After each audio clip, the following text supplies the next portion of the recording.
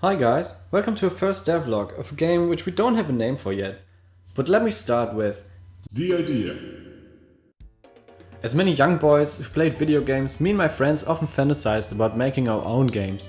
But none of us knew any coding. So we just wrote down some ideas for some insanely elaborate RPG games with the hope of realizing them in Unreal Engine or something. Because I heard you don't need any coding with the blueprints. I even started downloading some random rock textures from textures.com for some reason. Because we all know game dev's biggest bottleneck is always the amount of free textures you can download per day. So you have to start early.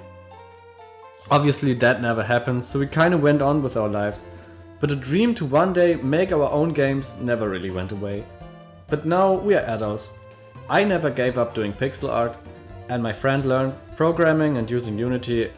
And after a small mobile game, check it out, Google App Store only. We wanted to make our first commercial PC game. So we started thinking about what we could make and what mechanics of older games we really liked and played a lot. And found something that we both sunk hundreds of hours into just because it was fun to do. If you played Pokemon Diamond and Pearl, there's a good chance you also spent a shit ton of time digging up spheres and other items even though your inventory was full and you didn't need them and you already had every sphere on size 99.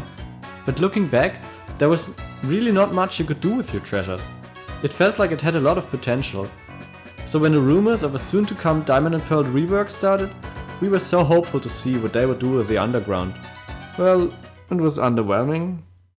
I guess they added loot boxes and random Pokemon encounters and biomes, which is kinda cool, but not nearly what we would have hoped.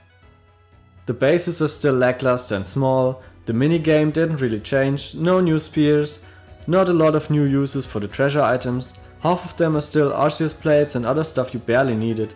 The whole thing feels fun but very underutilized. There could be a lot more things to do, more secrets to uncover, more items and gems and treasures and upgrading and so on. So, if the mining minigame part is so loved by many and people ask every now and then, why is there no game that utilizes it? Why is there no game that uses this concept and builds around it? Is it just a bad idea? I don't know, we will see I guess. I hope not, because we are making that game. Our idea is to take the mining minigame from Pokemon Underground and center a small RPG around it, where you extract treasures from a cave system and use them to upgrade your gear. So you can go deeper into the cave, find different loot to upgrade further. Outside of the cave, there will be a small area to explore with different NPCs, shops and a lot of secrets, where you can use the items you found while digging to solve them and uncover some lore that way. And you also get interesting hammers. These hammers will be used to mine, but also to fight whatever attacks you in the mines. That's our basic plan for now, so let's get into the development. We started with the part that was the main inspiration for this game, which was the Pokemon mining minigame. In the Pokemon Underground minigame, you had this 3-layer wall where you could hit tiles with either your hammer or your chisel. The hammer destroyed more tiles, but it did more damage to the wall's integrity. Under the last layer, you could find spheres or other items, and once the wall's integrity reached 0, the wall collapsed and you received all the items that you were able to uncover. Our first action was to just rebuild the system before making any changes to it. So I made some seamless pixel art tiles for each of the 3 layers and some basic treasures. But pretty soon we had the idea to ditch the whole tile-based digging in favor of a more dynamic and realistic version. We wanted the different rocks to break separately when hit, like they break off from a real wall.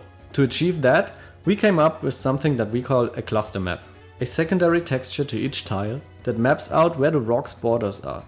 Each adjacent pixel with the same color is one rock, and because it had to tile seamlessly, the colors at the border of each tile had to continue into the next tile.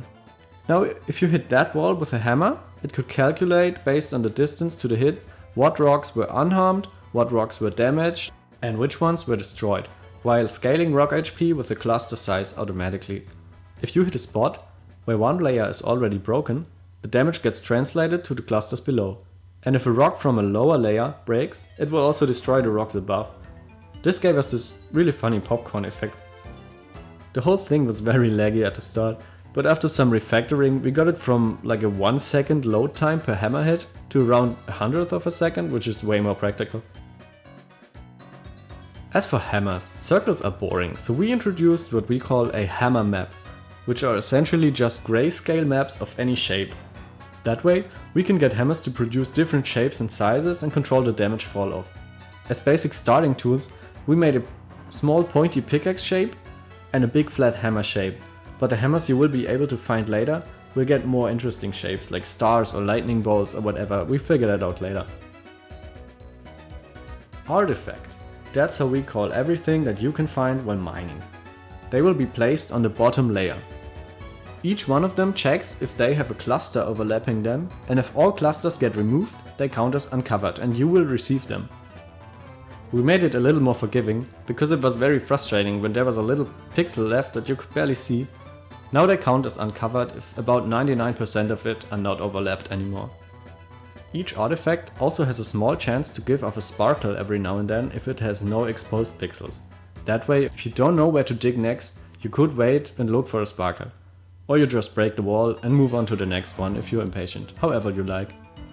Pokemon had like 20 different wall presets, but we made it completely random through Perlin noise and using 3 different possible cluster distributions for every tile, so you will never see the same wall twice.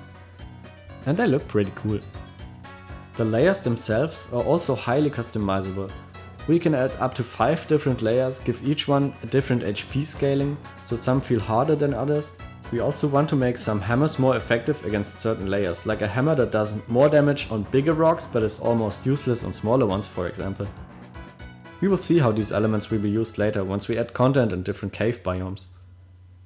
In general, I'm really happy how it turned out. It's already a lot of fun to just hammer around and search for artifacts, even if you can't use them in any way. I guess that's a good sign. I'd say that's enough for this devlog. I will try to give each one a theme sort of, and since we have already started developing the random cave generation and the inventory system, one of those will be the theme of the next one. So subscribe if you want to see that. We are doing this between studying and working, so I'm not sure how often you can expect a new devlog, but we are trying to make one every few weeks with new content. If you have any cool ideas for artifacts, hammer shapes, something else, put it in the comments. We would love to hear what you think. Until next time, see ya!